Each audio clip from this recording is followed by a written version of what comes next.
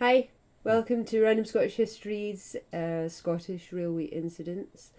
Before we begin with our next instalment of February 1900, we would like to give something of a trigger warning. If you caught the first episodes, then you'll already be very aware of what we're going to cover here. But there are distressing, gruesome details often related in the newspaper stories that are covered. They like to go into details as to the injuries. You'll also hear articles sometimes repeated, just where further articles have contained extra information, maybe for unidentified people found in the line who are later identified, or perhaps someone there wasn't a fatal termination to their incident for a number of days, at which point we would be updated. We also apologise for any mispronunciations of names of people and places, because it's going to happen. Especially me. There are a lot of names of people and places, so it'll likely happen. Get started. So firstly, we have from the North British Daily Mail, dated Saturday the 3rd of February, a narrow escape of a brakesman.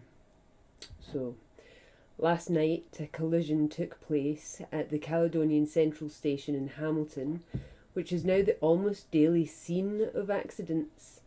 About 6 o'clock, a train of empty carriages, which was intended to form the 5:20 train from Hamilton to Buchanan Street in Glasgow, was being shunted in order to be put into position on the up platform, when it came into violent collision with the rear end of the mineral train, which was at a standstill on the down line between Orchard Street and Park Road bridges, immediately at the west end of the station platforms. The brake van of the mineral train and several wagons were derailed, as were also a carriage and the engine of the passenger train. Luckily, the brakesman had, before the collision took place, left his van in an endeavour to draw the attention of the driver of the colliding train to what was likely to happen. Otherwise, he would, in all probability, have been killed, as his van was completely wrecked. During the evening, traffic had to be conducted on a single line. So, their shunting again is responsible for another accident. Yeah, probably going to be more of that, I would have thought. There's a lot of shunting accidents. It seems to be a main cause. So next up, Dundee Courier, Tuesday 6th of February, and it's a Karkari man killed on the railway. Yesterday afternoon, the driver of the 2:45pm goods train from Burntisland reported at Karkari station that he had come across a man lying on the down line near the Tirry Cotter houses. A party was at once dispatched to the spot where the mutilated remains of the man were found. They were brought to the mortuary at Karkari and were identified as those of Alexander Scott, draper, 84, Balsusney Road in Karkari.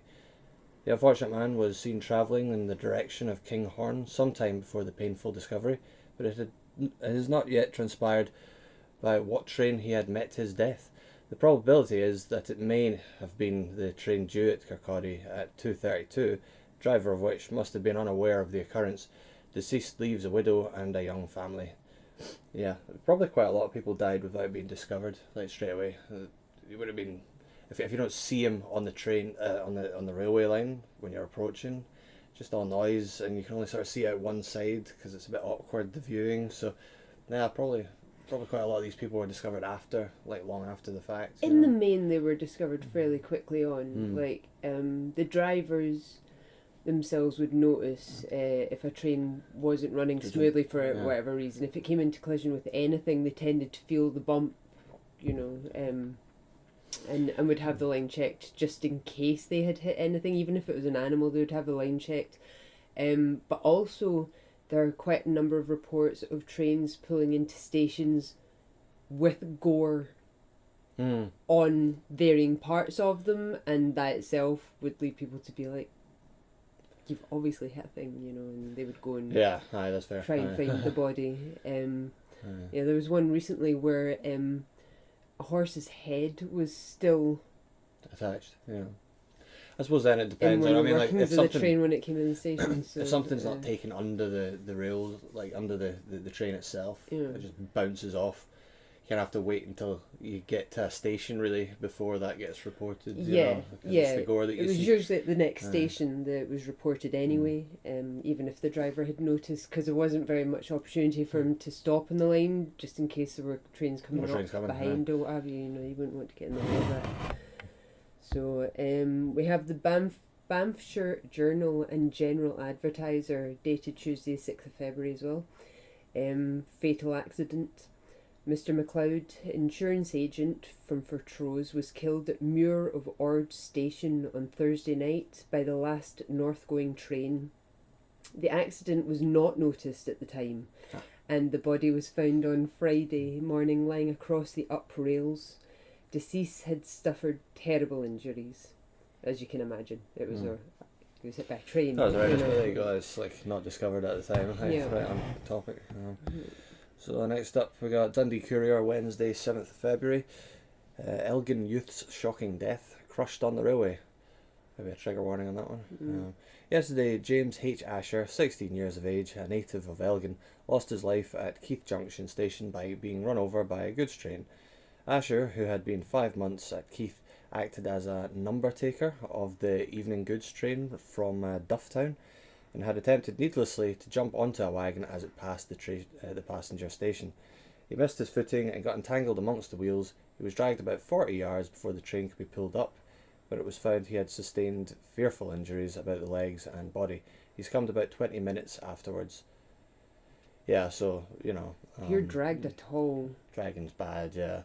Maybe just not take the risk. That's not going to be good injuries. Okay, so from the Leaven Advertiser and Weems Gazette, Thursday the 8th of February. A curious accident at Burntisland.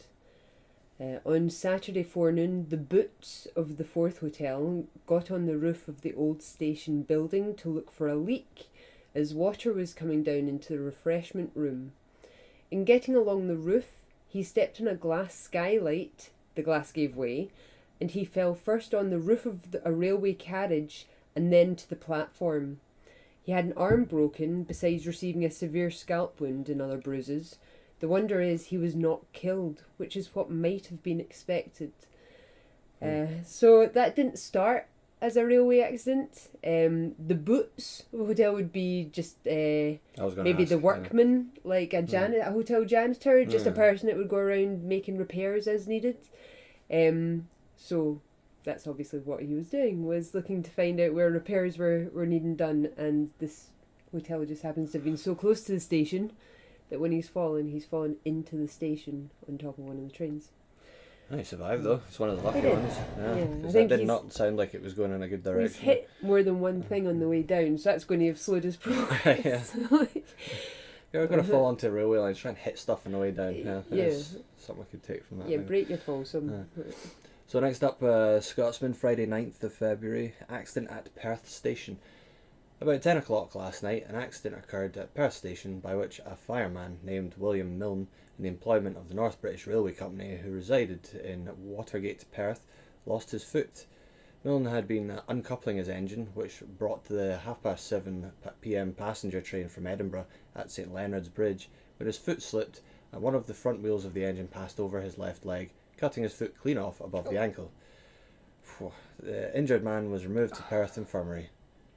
Yeah, he survived again, but Things always with slicing the feet off across the ankles and hands off across. It just freaks me out. I can't hold with the details. You think that the railway companies should have funded prosthetics, like research or something like that? Because it's only fair. So many feet gone. Anyway. So Dundee Evening Telegraph, Friday the 9th of February. Rundown on the railway. Yesterday, a man named Thomas Fleming, a plate layer residing at Trinleymire near Linlithgow, was accidentally killed by being run over by a pug engine belonging to Messrs James Ross and Company, Phillipston Oil Works, where Fleming was employed. Deceased leaves a widow and family.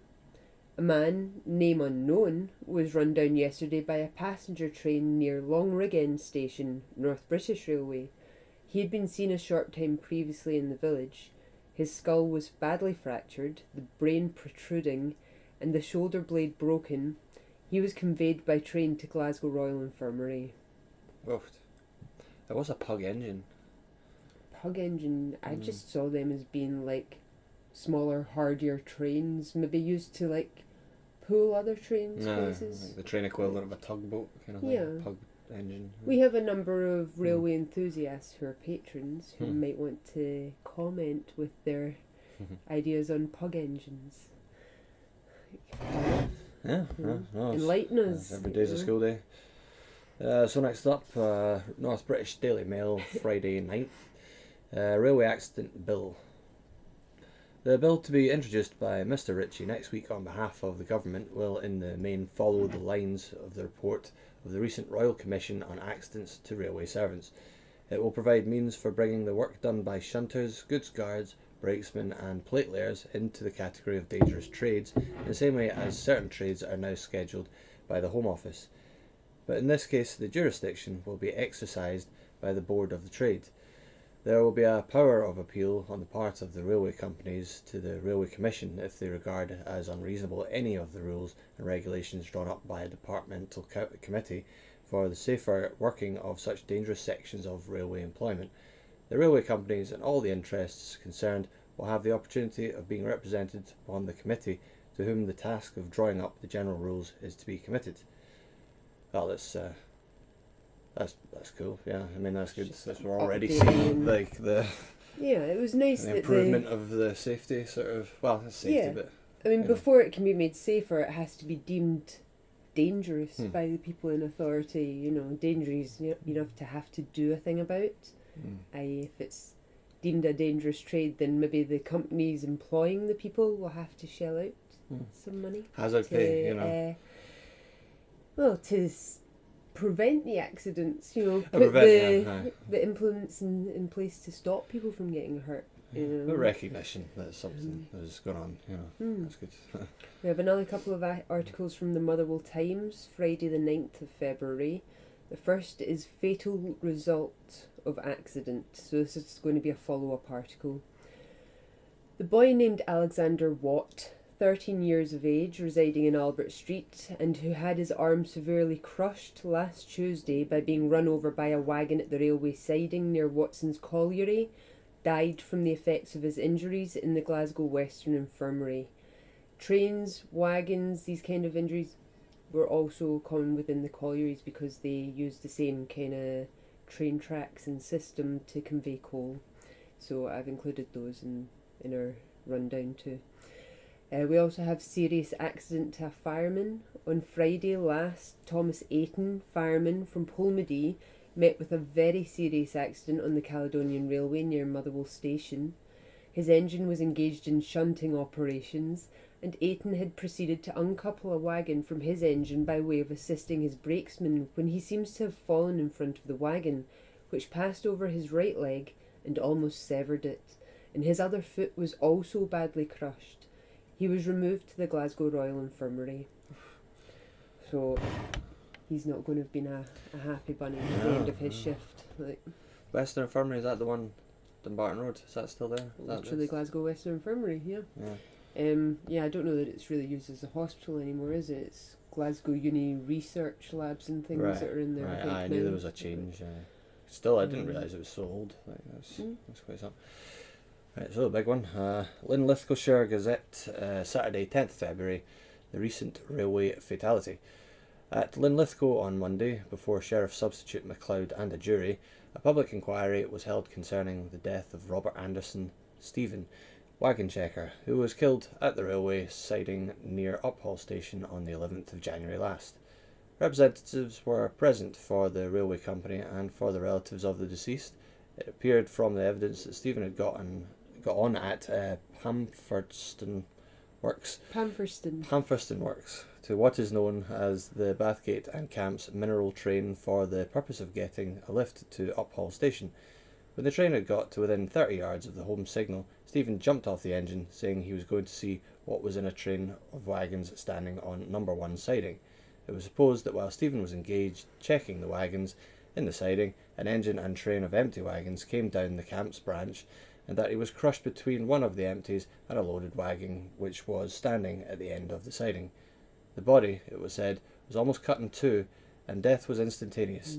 At the conclusion of the evidence, a formal verdict was returned, but the jury made a suggestion to the effect that the railway company, with a view to greater safety, might see fit to have catch points constructed at the siding where the unfortunate accident occurred. I spend some money. Yeah, aye, pay up.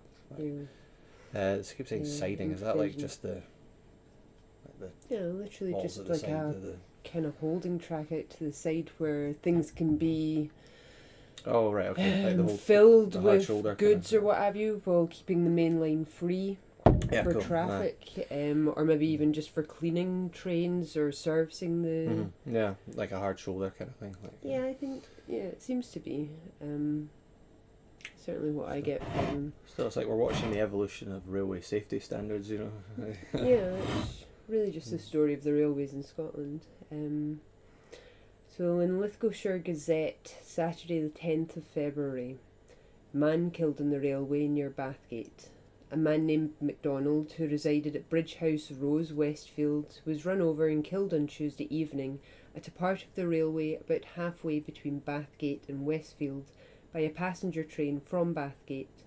His right arm and right leg were cut off, and he was otherwise injured. Oh, right on the right hand side. Yeah, how is he? Yeah, there was no way he was surviving that. I mean, if his right arm and right leg, surely that means that. Just. Yeah, you know, you get to thinking about like the ribs and stuff, and it's the logistics of these things, like. I don't know. Yeah, you can just imagine the medical sort of paperwork with, you know, you get the body and then it shows you the. I mean, the ones I feel more sorry for are the ones that didn't die instantaneously, you know. I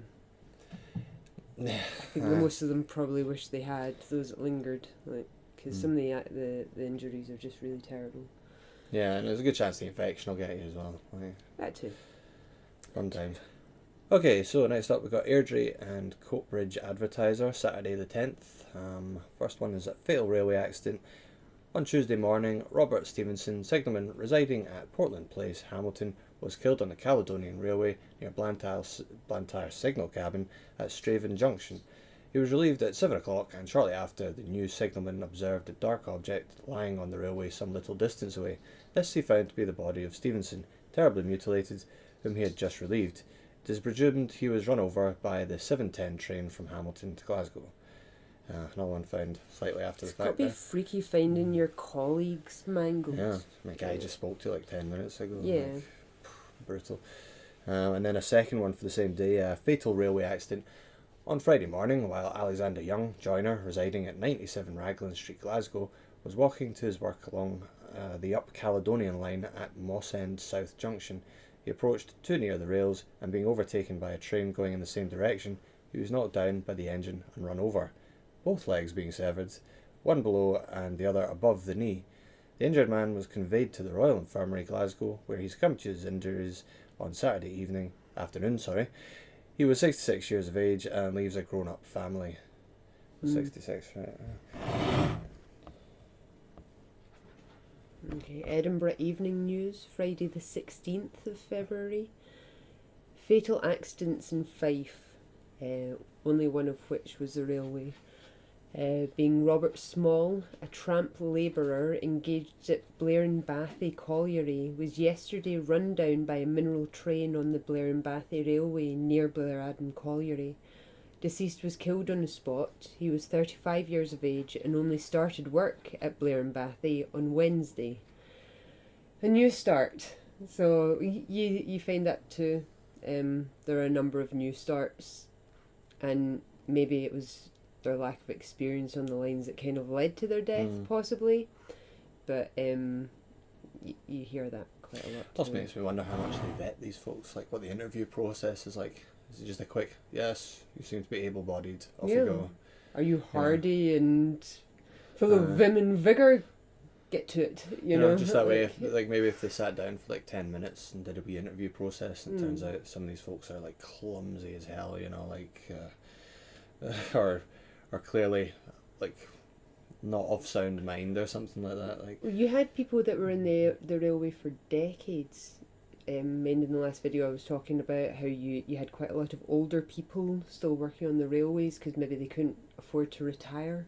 Maybe pensions didn't work the same way at this point. These older people tended to be more sluggish at getting off the tracks or harder of hearing, so they weren't hearing the trains coming up behind them, you know. Maybe their sight was failing them. It tends to mention these details as well when they're talking about these people. Dundee Evening Telegraph, Friday 16th February 1900. Railway accident at Gourock. Shortly after 6 o'clock last night, an alarming railway accident occurred at Gourock Station. The train arriving from Glasgow at 6:19 was by inadvertence allowed to come on while the previous train to arrive was being backed out empty on the same line of rails. 3 carriages of the shunting train had gained the loop line, and 3 were still on the main line when the arriving train struck into them, partially wrecking 2 of the carriages and badly damaging a third. The engine of the incoming train was thrown off the rails and jammed between the wrecked carriages and the goods train standing on the adjoining line, and the 2 fore buffers were carried away. None of the carriages left the rails, and the passengers only suffered a slight shaking. It's lucky for the passengers. Yeah. That could have been much worse. It says an alarming railway accident where you were expecting some kind of horrible massacre, but it was really a massacre of trains, and the establishment, you know, obviously find that quite horrifying. I would have thought it was a matter of alarm, and quite alarming for the passengers that escaped with their slight shaking. Oh, I mean, it's dead. These are all alarming. Like, don't get me wrong. It's just using that word there in that context. I felt like we were in, you know, for some gore. Like, but the headlines. You can't always trust them. Sometimes they're just there to draw you in. You know. Drama. They got me. So, Dundee Evening Telegraph, Saturday the 17th of February. Railway fatality at Edinburgh. Yesterday morning, Thomas Robertson, 30 years old, a surfaceman in the employment of the North British Railway, residing at 26 Yeaman Place in Edinburgh, was killed in the Haymarket Tunnel. While working there, he was knocked down by the 2:57 newspaper train from Glasgow and instantly killed. So, not very much information, but we can see how that happened. Railway. Don't be in a railway tunnel, you know. It's hard to get out when there's a train coming. Yeah, the morning newspapers needed to make it around the country. I wonder if they still have those. Probably not. Okay, so Dundee Evening Post, Monday 19th February. Railway accident at Perth. Shortly before 12 o'clock today, a man named Ronald Smith, 25, fireman in the employment of the Caledonian Railway Company, had his left foot amputated above the ankle as a result of an accident sustained while in the course of his duties. It appears that Smith was in the act of stepping off the engine and had missed his footing, with the result that the wheel passed over the unfortunate man's leg. It occurred at the South End, and Smith was at once brought to the station in the pilot engine, being afterwards taken to the Perth Royal Infirmary by the Station Ambulance Corps under Mr. J.D. Smith, where his injuries were attended to. Yep, another foot, left foot this time. Always with the feet, man. You get like a wee counter, you know, just feet at the bottom, counting how many per article, you know. Anyway. Yeah, that's grim. I think I probably won't such a do common a occurrence, morbid you know? counting of limbs lost. Like, I think we'll forgo that. For the Greenock Telegraph and Clyde Shipping Gazette, Monday the 19th of February, shocking accident on railway near Inverkip, man decapitated. Look away now. Shortly before noon on Saturday, a sad accident occurred on the Caledonian Railway between Greenock Upper Station and Inverkip, whereby a workman named James MacDonald lost his life. It appears that a landslip had occurred near the railway line through the snowstorm, and MacDonald was dispatched along with a flying squad to make the necessary repairs and clear the line. At the time of the occurrence, he was standing in a wagon.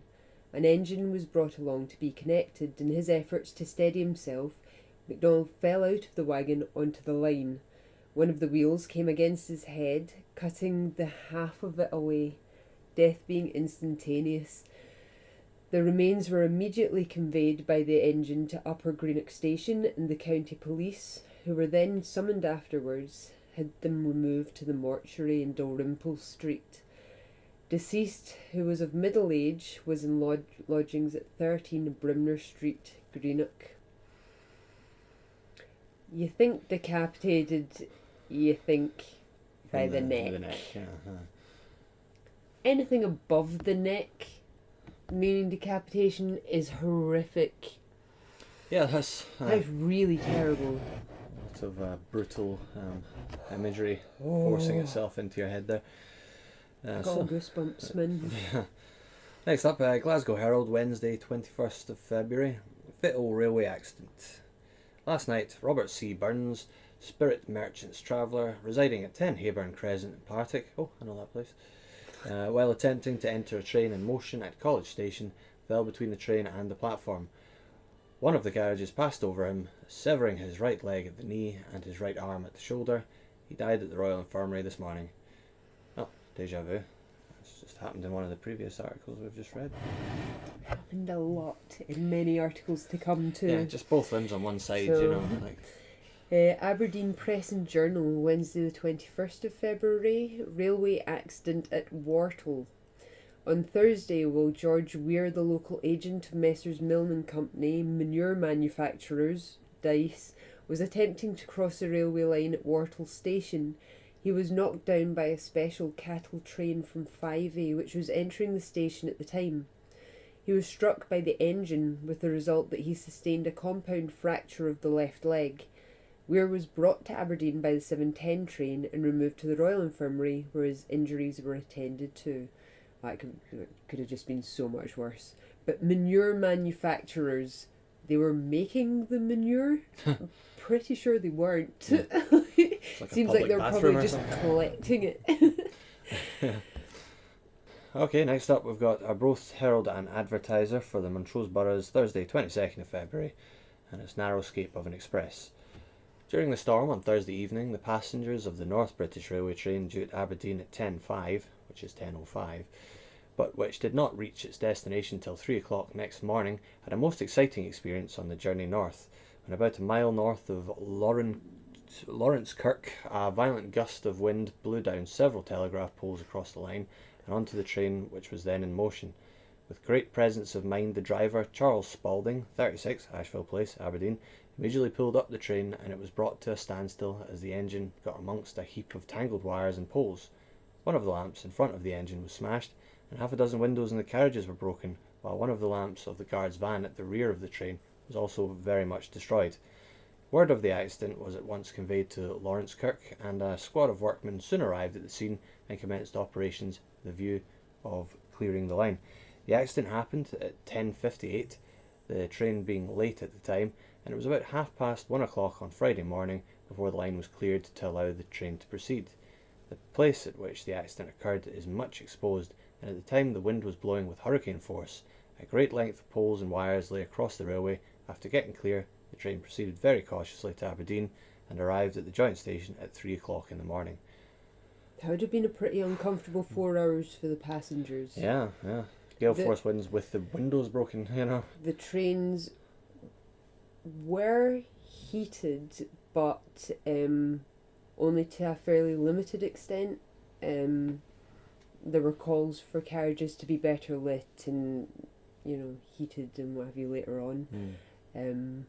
So I'm pretty sure we've not experienced, no one watching is going to have experienced 4 hours of that, the discomfort those passengers had. Also, it's not like it was safety glass, it'd been single panes of brittle glass, which were shattered a lot by many things. We'll address them as we come to them. Dundee Courier, Thursday 22nd of February. We have the Highland Line blocked, traffic suspended. On Tuesday morning, an accident occurred on the Highland Railway which completely blocked the line for the whole of the day and caused great dislocation of traffic on the system. as the 1:30 a.m. goods train from Perth to Inverness, to which 2 locomotives were attached, was proceeding to beyond Dalwhinnie, the second engine left the metals and was followed by 17 wagons. The permanent way was torn up for a considerable distance, and the wagons with their contents mostly smashed up. The mishap is attributed either to part of the train breaking away or to the wheels of the engine becoming clogged with snow.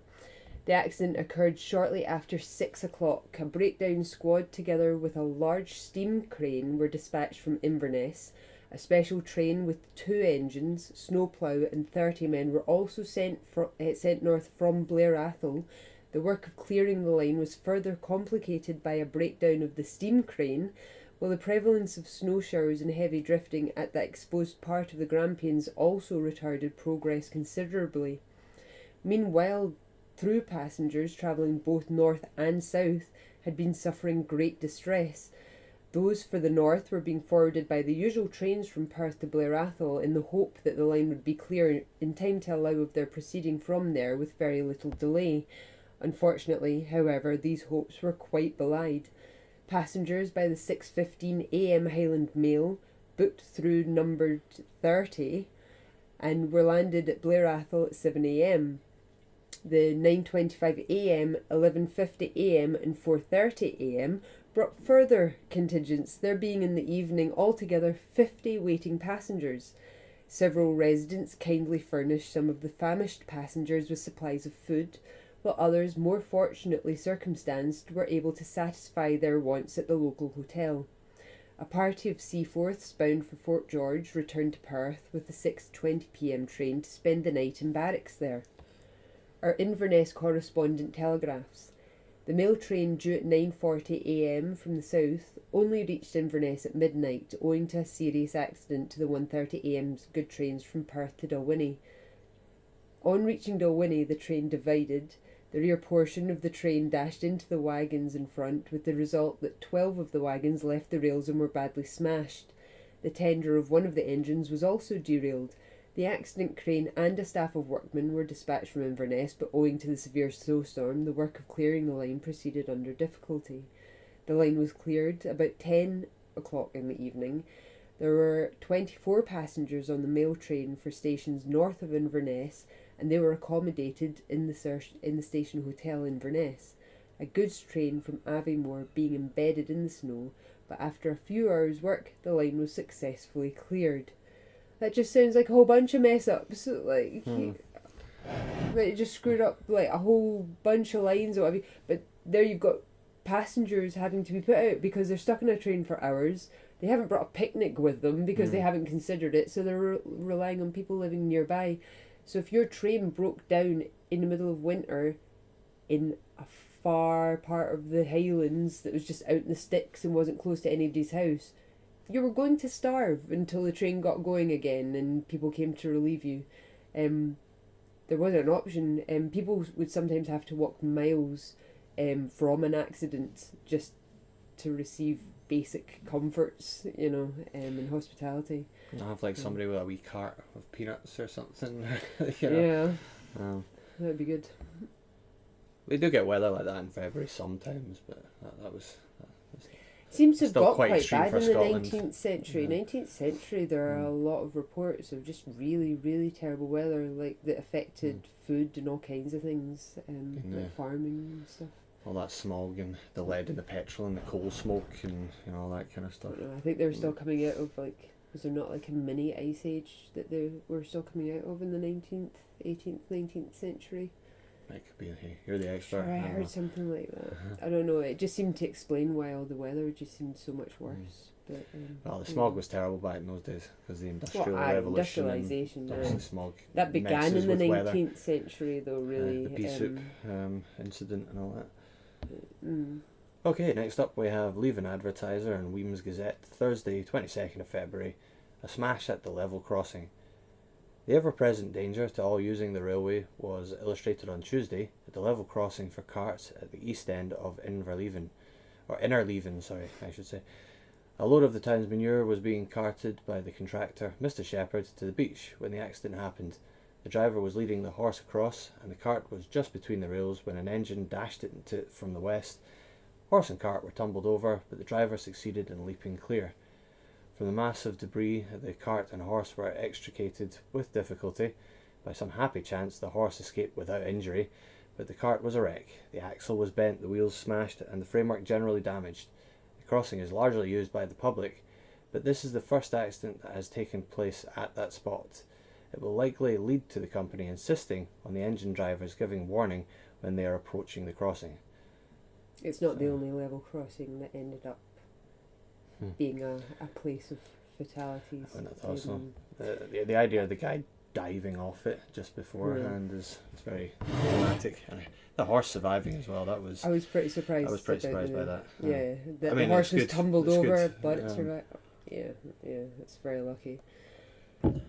Scotsman, Friday 23rd of February, accident on the railway. Yesterday morning, James Caldwell, platelayers Renfrew, was knocked down by a passenger train while engaged clearing the snow from the points at Fuller Street Station, Renfrew. Stepping out of the way of an ongoing train, he inadvertently went in front of one approaching.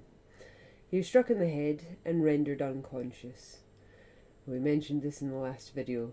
That happened so often. You would see a train coming towards you when you're walking along the line, and you think, there is a train coming towards me. I had better get myself out of its way. So you get out of its way onto the other line. Why not off the lines completely? Onto the other line where they just get hit from the behind of a train they didn't notice. And I think it was really how loud they were, being steam trains. I just assumed they couldn't hear a second train over the first, you know. Too often that happened. Way too often. We've got a follow-up article for him too. Yeah, there you go. So, Paisley and Renfrewshire Gazette, Saturday 24th February. Fatal accident. James Caldwell, 21, platelayer, residing in Kings Lane, Renfrew, was admitted to the infirmary on Thursday in an unconscious condition, suffering from a fracture of the skull. In the morning, he was engaged clearing the snow from the points at Fulbar Street Station and had got out of the way of a passenger train leaving the station. He failed to notice the approaching of an incoming train, which caught him unawares. He succumbed to his injuries in the course of the afternoon. Right, so he did unfortunately die from that one. It sounded like the train sort of bashed him in the head, and he kind of fell over and just sort of lay there until he was found, sort of thing. But it's hard to visualise that not going like. That's why we have the follow-up articles to the follow-ups, give the extra details that weren't given initially. Okay, we've got a couple of articles from the Aberdeen People's Journal, dated Saturday the 24th of February. First is Surfaceman seriously injured near Huntly. A serious accident befell a surfaceman at the rock cutting near Huntly on Tuesday morning. James Slorach, 36 years old, with other workmen, was engaged on the line after the heavy snowfall. To avoid a train coming along the set of rails upon which he was working, Slorach stepped onto the other line, failing to observe an engine with snowplough approaching. He was caught by the latter and pitched onto the rocks. He was at once taken to Huntly Station and examined by Dr. Thompson, who found that severe injury had been sustained at the base of the skull. The unfortunate man lies at the cottage hospital in a condition which causes much anxiety to his friends. Yeah, I don't know that they were hopeful of him coming out the other side of that. And accident on the Great North Railway. An old man named George Weir, in the service of the Northern Agricultural Company and employed at Wortle Station on the Great North of Scotland Railway, was crossing the line on the 15th instant. Owing to the tremendous gale, he did not observe the approach of a special train that was coming in from Fyvie Market. He was struck by the engine and thrown backwards, his right leg being severely injured about the knee. Dr. Gray of Wortle attended the injured man, who was conveyed by train to Aberdeen Infirmary. He had sustained a compound fracture of the leg, and his injuries otherwise were so serious that he died on Wednesday morning in the infirmary. Deceased resided in Inverurie, where he was much respected. He leaves a widow and one son. So, Did I illustrate the first one, the snowplow one? I think maybe you did for the first publication. Oh, for the book, yeah, of course. I think so. Yeah. Okay, so next we got Dundee Evening Post, Monday 26th of February. Fatal accident in Glasgow. About 4 o'clock on Saturday afternoon, a man whose name and address have not yet been ascertained fell from the platform at Glasgow Cross railway station onto the line and was struck on the head by the buffer of the engine of an east-going train. The man appears to have been about 40 years of age, and death was due to fracture of the skull. Yeah, so there'll be an not update surprised later on, maybe with saying who he was. We have an update to practices on the railway from the North British Daily Mail, dated Tuesday 27th of February, and this article will end February for this year. Accidents to railway servants. The government are not taking the best way of atoning for the somewhat discreditable withdrawal of their railway automatic couplings bill last session.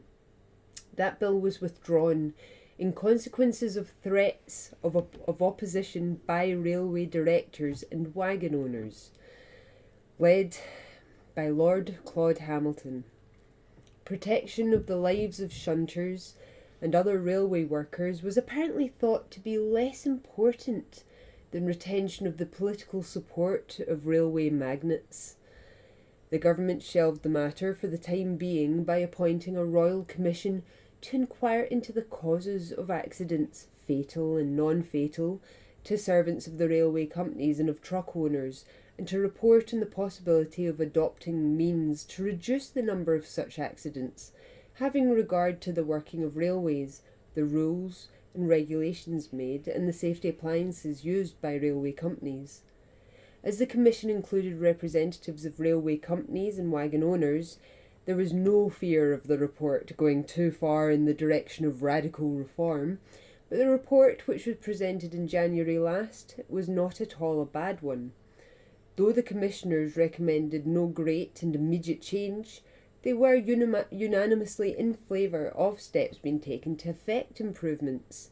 The Commission recommended that railway companies should either voluntarily or by obligation placed upon them proceed forthwith to make practical experiments which in their opinion ought to precede the general application of any system of automatic couplings, and that the Board of Trade should be empowered to appoint a departmental committee to cooperate with the railway companies when making such experiments, and to consider the results of them when made. A number of recommendations on other points of railway working were added, seeing that even railway directors were willing to go so far. The fact being that the case for the introduction of automatic couplings was so strong that they could not resist it. The government might very well have reintroduced their bill requiring the companies to provide automatic couplings within 5 years, but the new bill, which has been brought in by the government, evades the main question altogether. It deals, in a way, with almost everything except automatic couplings. Its first clause enacts that the Board of Trade may, subject to the provisions of the Act, make such rules as they think fit with respect to any of the subjects mentioned in the schedule to the Act, with the object of reducing or removing the dangers and risks incidental to railway services. The subjects mentioned in the schedule are 1. Brake levers on both sides of the wagons, 2. Labelling wagons, 3. Movement of wagons by propping and tow roping, 4. Steam brakes on engines, 5. Lighting of stations or sidings where shunting operations are frequently carried on after dark. 6. Protection of point rods and signal wires and position of ground levers working points. 7. Position of offices and cabins near working lines. 8. Marking of fouling points. 9. Construction and protection of gauge glasses. 10. Arrangement of tow boxes and water gauges on engines. 11. Working of trains upon running lines without brake vans. 12. Protection to permanent waymen when relaying or repairing permanent way.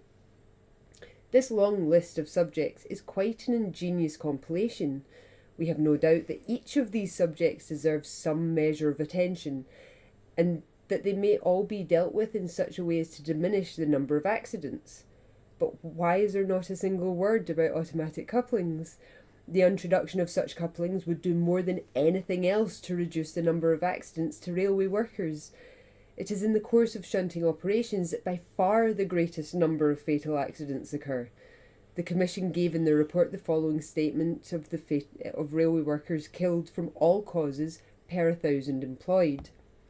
Railway servants in general, excluding contractors' men, clerks and mechanics, 124. Permanent weighmen or plate layers, 19. Porters, 115. Goods guards and brakesmen, 292. Shunters, 508. These figures clearly show where the mischief is and evidently suggest the use of automatic couplings to prevent shunting accidents. In the United States, every car is now fitted with such couplings, and the result has been a material diminution of the number of accidents to railway servants on the American lines while engaged in the operations of shunting and coupling. With such facts before them, why do not the government not insist upon the requisite reform within a given time instead of leaving the whole matter over an indefinite period on the pretext of ascertaining by experimental what has already been fully proved? Ministers are apparently still afraid of the railway directors, and so the lives of the shunters and good guards and brakesmen must be sacrificed to the supposed interests of the Tory party. Who else? No, honestly. We must to save the money for our, those that lobby us behind closed doors. So.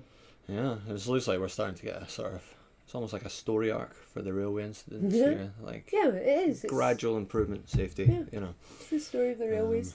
They definitely did start improving at the start of the last century. Lots of inventions were thought of. Examples that we followed, the Americans, they obviously were ahead of us in that one, Well, a number of Scots were instrumental in inventing the automatic locking of the doors to stop people from falling out of carriages onto the line while trains were going. Yeah, that's a good one, because we know there's a couple of those, More than a and couple. Windows. Well, yeah, you know what I mean. All these things happened a lot, far more than we would like to think. So, okay. Well, we have finished February 1900. We thank you again for joining us. Thank you. Yeah. If you made it through these, we appreciate it. And we'll catch you next time, we hope. Later.